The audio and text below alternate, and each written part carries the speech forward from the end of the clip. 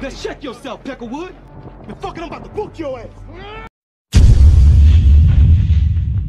Ini saya akan merangkum sebuah film berjudul Shot Color yang dirilis tahun 2017 dengan rating 7,3 di IMDb. Film ini disutradarai oleh Rick Roman dan dibintangi oleh beberapa aktor yang tidak terlalu terkenal.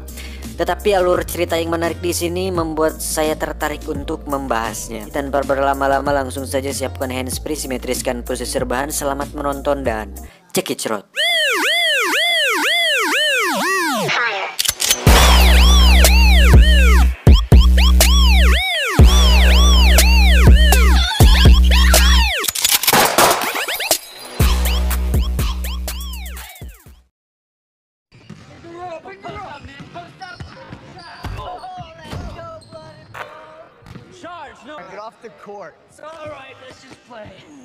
Film ini akan bercerita tentang seorang pria bernama Jacob.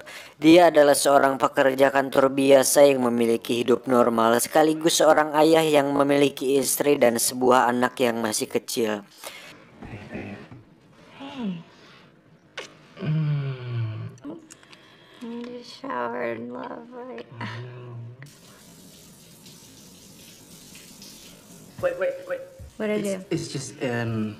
Suatu hari saat dirinya pulang dari sebuah pesta bersama rekan dan istrinya, tak diduga terjadi kecelakaan yang mengakibatkan rekan dan istrinya tersebut meninggal. Untuk itu, Jacob dijatuhi hukuman 7 tahun penjara. Yeah, that's right, partner. Alright. I need the light! What?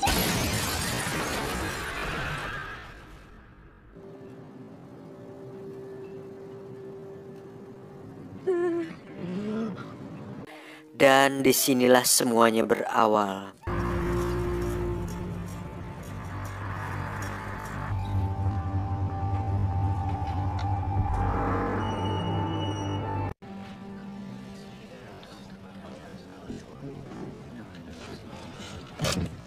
I'm responsible.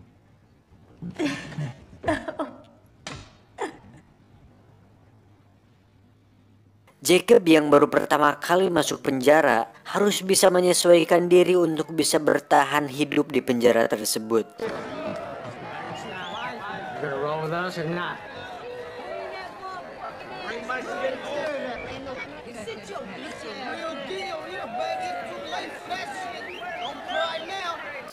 Terlihat ada seorang pria kulit hitam yang lugu dan terlihat lemah. Dan malam pertamanya di penjara, Jacob harus menyaksikan si pria kulit hitam tersebut mendapatkan pelecehan seksual oleh para tahanan lain.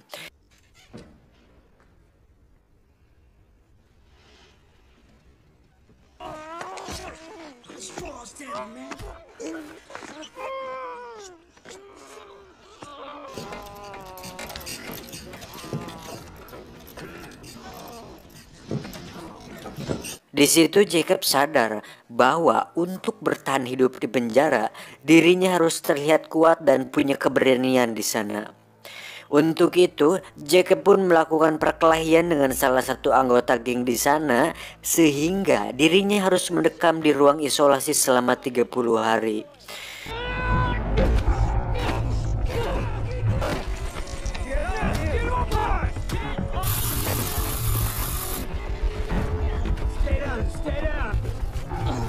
Fish has heart.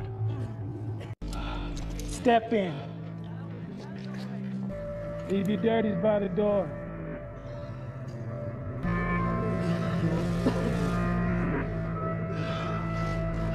Ketika bebas, salah satu kelompok gangster di penjara itu pun tertarik pada Jacob dan merekrutnya sebagai salah satu anggota dari mereka. You stick to your own race. The only thing we got in here is our respect. The safety of these numbers comes with a price. There are no free rides here. Everyone puts in work. Di sisi lain, istri Jacob pun mengeluhkan bahwa tabungannya sudah mulai menipis dan bingung mencari uang kemana lagi. Dia pun meminta izin kepada Jacob untuk menjadi seorang LC di sebuah tempat karaoke.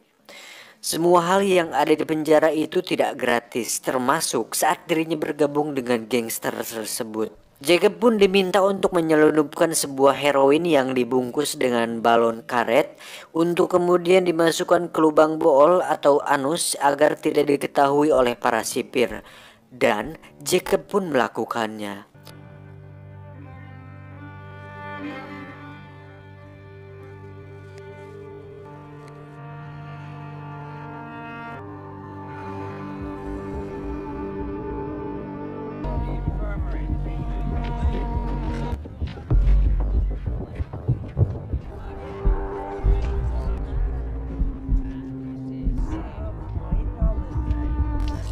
No loader in Jenkins. Let's go. Keep good hygiene, sir.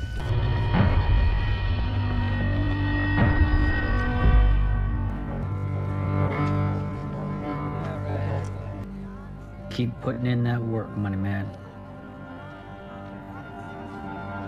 Tidak cukup sampai situ, jika Jacob ingin benar-benar masuk lebih dalam ke kelompok gangster tersebut, Jacob harus membunuh seorang tahanan dari geng lain di sana. Di sini, barulah Jacob harus berpikir berulang kali untuk melakukannya. Dan jika Jacob mundur saat ini, otomatis rasa aman yang didapatkannya saat ini akan lenyap seketika. Untuk itu, Jacob pun memberanikan diri untuk melakukannya. Dan itu adalah pembunuhan pertama yang dilakukan Jacob selama hidupnya.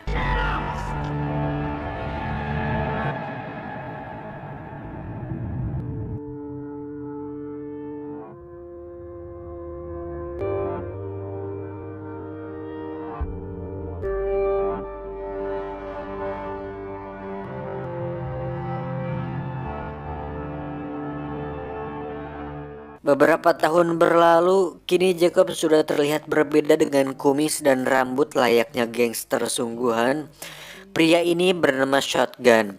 Pada adegan ini, Jacob diberitahu oleh Shotgun bahwa ada seorang pria bernama Herman Gonzalez yang merupakan salah satu orang yang paling berpengaruh di sini dan di luar gangster ini.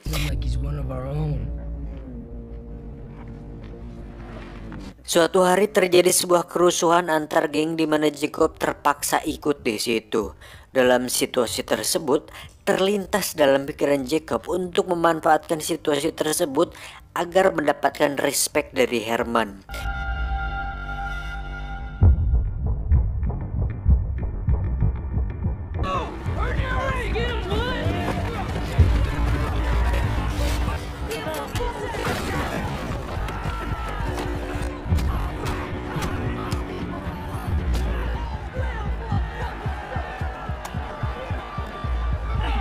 Saat salah seorang tahanan akan menyerang Herman, Jacob langsung mengejarnya dan berhasil membunuh tahanan tersebut, sehingga Herman merasa berhutang budi padanya.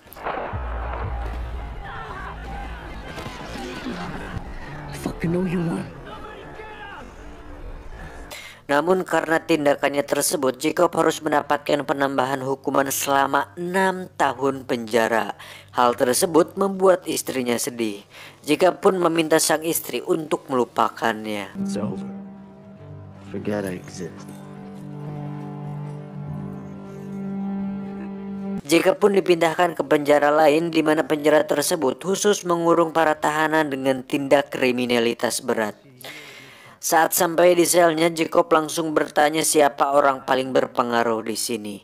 Si teman sekamarnya pun mengatakan bahwa Redwood lah orang yang cukup berpengaruh di sini. Who's got the keys here? Redwood from the brand?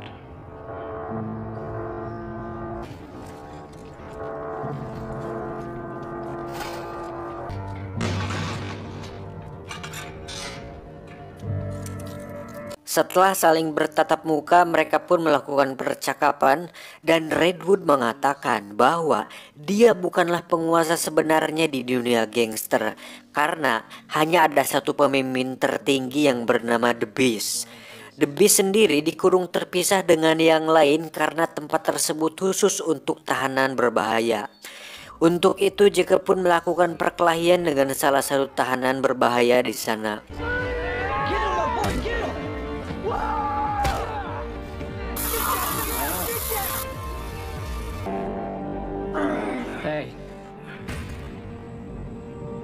Benar saja, kejadian tersebut sampai di telinga The Beast. Jacob pun dibawa oleh salah satu sipir yang merupakan anak buah The Beast untuk bertemu langsung dengannya. Sedikit penjelasan tentang The Beast, dia merupakan pemimpin tertinggi dari sebuah gangster paling berbahaya di dunia. Walaupun dia berada di penjara, The Beast masih bisa mengendalikan keadaan di luar dan begitu pun di dalam penjara. Contohnya sipir yang bernama Robert ini. Dia menerima setoran setiap bulan dengan menjadi tangan kanan dari The Beast, dan hal itu membuat The Beast merupakan salah satu orang paling berbahaya di sana. Dengan masuknya Jacob di lingkaran ini membuatnya harus menuruti semua perintah dari The Beast, dan Jacob resmi menjadi tangan kanan The Beast sekarang. Welcome to the family, brother. Beberapa tahun berlalu, Jacob pun mendapat pengurangan masa tahanan sehingga beberapa hari lagi dia akan bebas dari penjara. Itu membuat Jacob lega karena akhirnya dia bisa mengakhiri semua mimpi buruk ini. Tapi ternyata tidak pernah The Beast memberikan tugas kepada Jacob untuk mengurus bisnisnya di luar sana. Jacob yang menolak pun dipaksa untuk mau karena The Beast mengancam keselamatan anak dan istrinya jika dia menolak. Untuk itu Jacob pun mau tidak mau terpaksa harus menurutinya. Think of your family in this decision. Excuse me. Did I stop?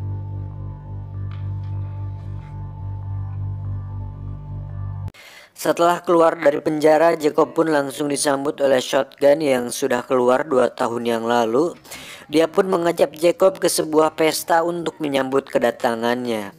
Tapi tiba-tiba terjadi penembakan di pesta tersebut yang sepertinya ditujukan kepada Jacob. Entah siapa yang menyuruhnya, tapi kita akan tahu nanti.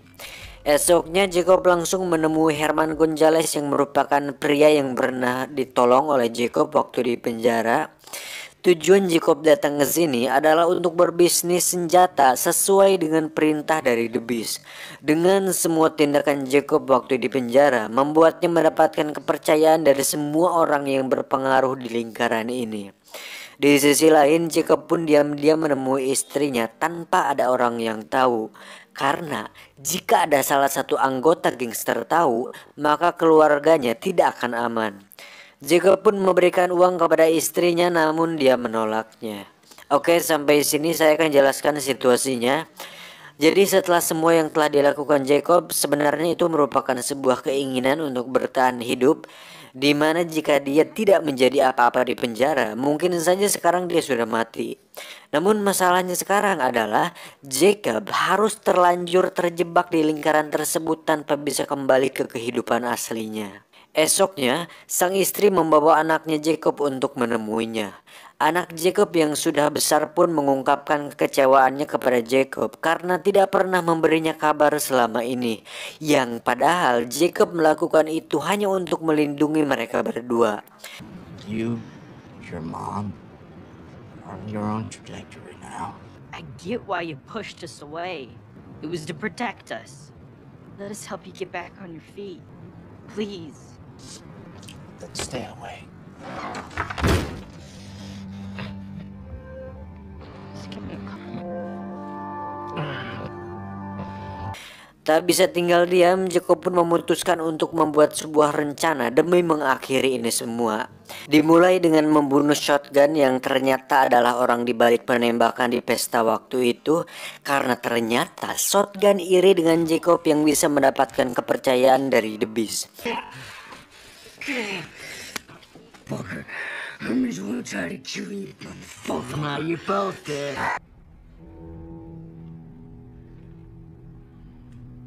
Selanjutnya Jacob hanya tinggal mengurusi bisnis The Beast. Di tengah perjalanan Jacob pun diam-diam memberikan lokasi transaksi senjata tersebut ke pihak kepolisian. Jadi ketika sampai, polisi langsung menggerebek lokasi tersebut dan terjadilah tembak-tembakan yang mengakibatkan Herman dan semua anggota gangster mati. Jacob yang sudah mengetahui itu hanya tiarap dan menjadi satu-satunya orang yang selamat dalam insiden itu. Dan disinilah dia sekarang. Polisi menawari kebebasan kepada Jacob dengan satu syarat, Jacob harus memberitahu semua bisnis dan bukti kejahatan The Beast. Namun, Jacob menolak karena dia tahu bahwa jika dia melakukannya maka keluarganya akan dalam bahaya. Dan Jacob lebih memilih kembali ke penjara. Dan kalian tahu ke penjara mana dia dikirimkan? Ya, ke penjara di mana Beast berada.